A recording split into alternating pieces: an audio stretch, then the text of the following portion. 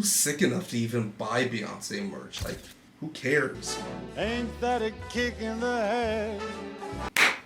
What's up, Beehive? Welcome to Nice and Nerd Yards. So last week, I made a video titled, Every Easter Egg in Swarm. That was false, because I for sure left some eggs out, and some things just went straight over my head, and I just gotta say I love y'all for letting me know everything I missed in that video, and in light of me reaching 15,000 subscribers, thank you very much.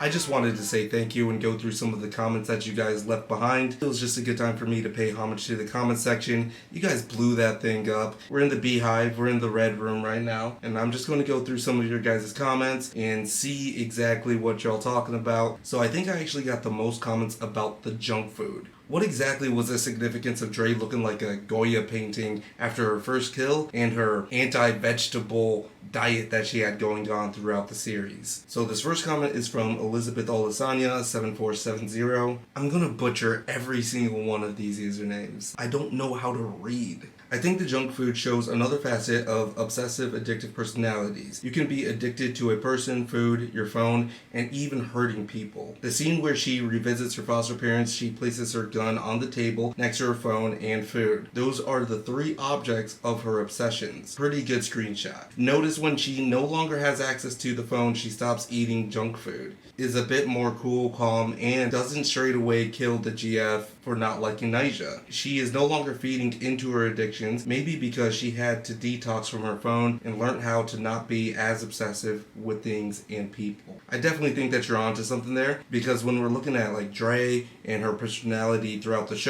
show's not really about like stan culture as much as it is a character study about this person justifying their parasocial relationships. And that can be emulated through addiction. But we already have some back and forth into the comments, which is like really great. There's like a debate going. Because Landon Davis says, so I think Dre's habit with junk food isn't necessarily about addiction. It's more about a childlike mindset. She never grew up due to being stunted at a young age. That's why she chooses junk food to sustain herself throughout the show. And that's also why she treats online interactions like they're real. Whenever she quotes people's tweets to them, they can hardly recall that they said it, but it means everything to her. All of these childlike mentalities help you to understand that she's a broken kid masquerading as an adult. Super interesting there. As much as I can't agree with the addiction part of it, we know that Dre has been through the childcare foster system, has kind of been used or fallen through the cracks. That could have emotionally stunted her. And the fact that she clings on to this memory of just like listening to Nyjah from when she was a kid and kind of like bonding with Marissa through Nyjah. So it kind of has to stem from a childlike reasoning. But at the same time,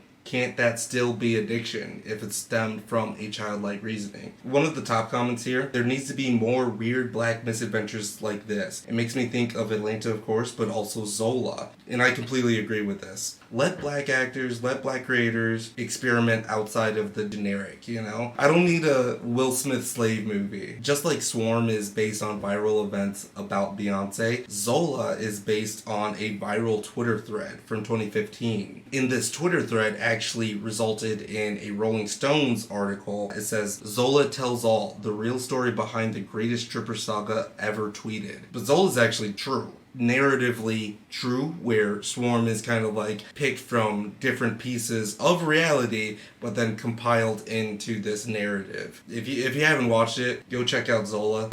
This is messy. You are messy. Your brain is broke.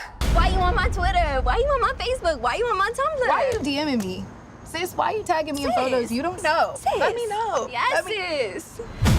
Kyle G. Herman says, the Billie Eilish cult episode is based on the real cult called NXIVM. When they are talking alone in the room, it reminds me of the processing scene in Paul Thomas Anderson's The Master, which is based on Scientology. If you guys haven't heard about the NXIVM cult, you could probably watch a documentary on it on like HBO. But basically, it's a bunch of rich people that decided to join a cult. Like when I say rich people, it's also like celebrities. People in the public eye that you wouldn't believe would be susceptible susceptible to falling for cults' nature, considering that they already have a following or they already have wealth or whatever, and branding themselves, revealing their secrets, kind of like just being beholden to this one guy. Definitely the parallels between Billie Eilish and the NXIVM cult are there. R.I.P. Philip Seymour Hoffman. He was amazing in The Master with Joaquin Phoenix. It's a movie that I think people should watch at least just like once, and we get these scenes of them going through like the Dianetics, hypnotize someone into revealing their like inner truth or whatever. Do you like to be told what to do? No? Is your behavior erratic? Where's your mother? I don't know, Looney. Infringement. Okay, so this is another junk food one, and I was actually going to include this in my video, just got lazy, didn't want to like do the editing for it while I was already working on a couple of different things, but And So We Laugh says, not sure if I missed this in your video, but the cherry pie, Khaled calls her cherry pie in reference to her virginity and very creepily offered to pop her cherry. She scarfs down the pie after his killing. Oh, my mama, I got some partners who'll be down if you down. Cherry pie. Because he did take her virginity or innocence. He was her first murderer, ignoring the theory she killed Marissa.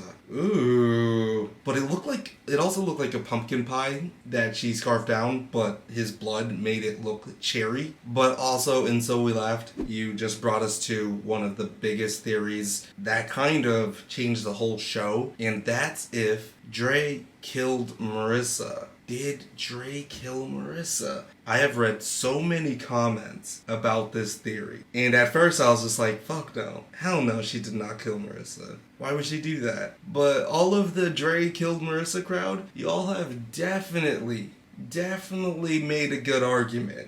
This is from Einstein223. I just clocked something. Dre offed her sister.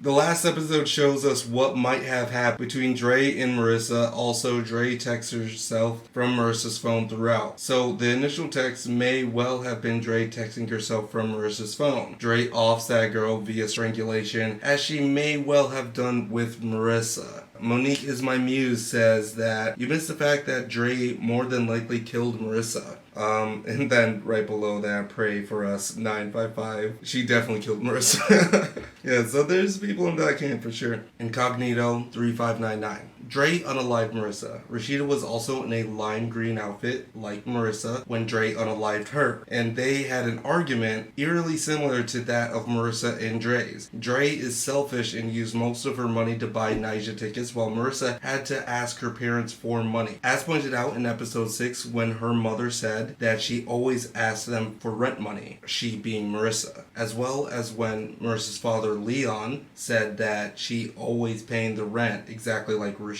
The ending was showing us that Dre never left the house to use Marissa's phone to create a fake scenario, which could also be the reason why the father cut off Marissa's phone account. The cut on Marissa's wrist was only implied by the viewers that she had attempted to unalive herself. However, she could have been injured on her wrist when she tried to get Dre off of the white girl. She tried to stab at the slumber party as a child. That is pretty airtight right there. Because as we know, Dre is not a reliable narrator. But that changes everything then. That makes it so like Dre is just been always against whoever. This is from The Real Simone Sherry. Dre may very well have killed Marissa. Too big of a coincidence that the second her sister asserts her independence from her, she ends up dead. In her last phone call to Dre, she had just so happened to hear all the affirmation she wanted. You are right. I'm so dumb. Please come here. I need you. Ooh.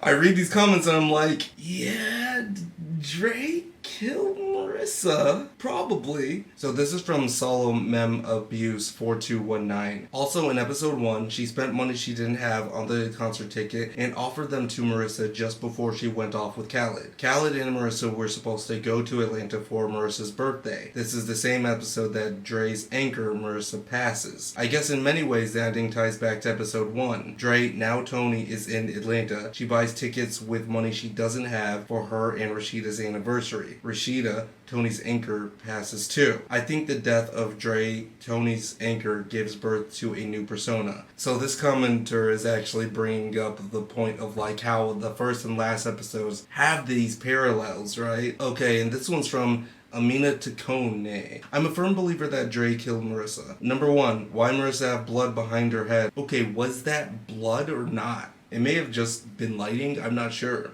Number two, why was she asking to be picked up when she was FaceTiming in bed? That's weird.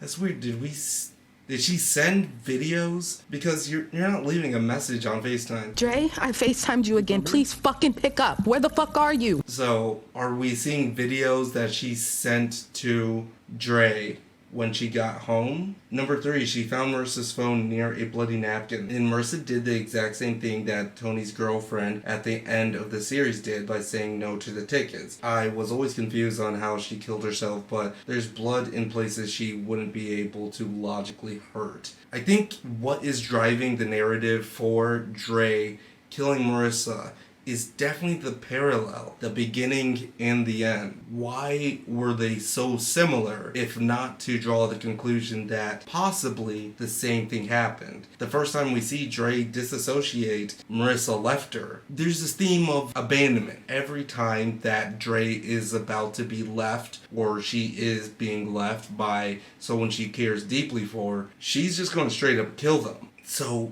did she kill Marissa? That would be so doggone awful. Stayfly 3000 says, I was convinced that Dre offed Marissa after her argument. I think the writers wanted that to be unclear for us, but the fact that they based the storyline off of the Marissa Jackson rumor that she ended her own life will help me sleep at night. Because at this point then we have to just think about intentions of the writers. If it's based off of this story, this rumor that was going around, a girl named Marissa Jackson killed herself to the Beyonce Lemonade album, shouldn't we then believe that Marissa just killed herself and that's what spiraled Dre out of control? I don't think we'll know the answer to this Dre Marissa thing until we get absolute confirmation from the showrunners. If Janine Neighbors says, yes, Dre killed Marissa, then we'll know. If she doesn't, then it's just going to be up in the air and we can have fun debates like this and think a little bit too critically about media. But I really like this comment here from Jonas BSJ. Kill count. 13 people died in Swarm with a ratio of 5 men and 7 women, giving us this pie chart with a lot of cherry. With a runtime of about 245 minutes, that left us with a kill on average every 18.84 minutes. Yo, you did the math. And I'll give the golden chainsaw for coolest kill to Cricket. This could have went many other ways, but her head was turned into mush using the car door and then ran over. Truly awesome. Get some help, bro. Dual machetes for lamest kill goes to the random blonde girl Dre killed. We didn't even see it in the meta show. Yeah, there was like this other murder that the detective first got her hunch. So in the episode, the first 48 episode, Falling Through the Cracks, Detective Green is put on the case to find out who killed this blonde lady. But I'm pretty sure that kill is what is referenced in the Billie Eilish episode, because that's also in Tennessee. Both of those episodes, Detective Green is in Tennessee, if I'm remembering correctly. Also, Dre is in Tennessee for Bonnaroo in the Billie Eilish episode. How she got the car, the blood was in the back seat. Is that same kill? Who knows? I really like that comment. They did the math on that shit. That's really funny. Okay, so that's that. I couldn't get to all of them in this video. This video is probably already going to be way over the time that I wanted it to be. That's kind of like the reason why I'm doing it in this format rather than just my voice over editing how I usually do. But I just kind of wanted to get this video out there as quickly as possible while I'm working on these other videos too. I'm always up to suggestions. I really love engaging with you guys. We do live discussions like almost 2-3 times a week. We're going over The Mandalorian. We're going to be covering Dave. I still have videos for Atlanta I need to finish up. So 15,000, this is awesome. Hopefully we can do this again at 20,000. You know, fingers crossed or whatever, sooner than later. But yeah, it's 9 Nerd Yards, Nija Nerd Yards, reporting live from the Beehive. I'm out. Peace. Ain't that a hole in the boat? My Who's your favorite artist?